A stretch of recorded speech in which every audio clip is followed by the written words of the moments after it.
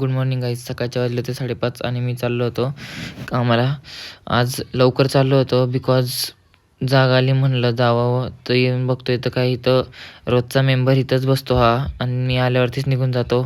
Store वगैरे उघडलं आणि आज असं झालं की गाडी पण लवकर आली मालाची. गाडी वगैरे बघितली. आज काही जास्त माल नव्हता म्हणून एवढं काही काम नव्हतं. पटकन माल वगैरे उतरून घेतला. म्हणलं पहिलं भूक लागली तर पहिलं पोटाचं बघावं. गेलो मी सहज नाश्ता आणायला असंच.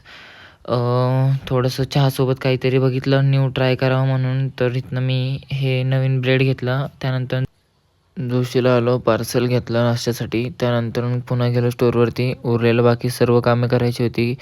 सर्व माल लावायचा होता आणि मग जास्त काही माल नव्हता तसा, पण सर्व काम लावला, माल वगैरे लावून घेतले. स्टोअर फर्स्ट क्लिनिंग करून घेतले.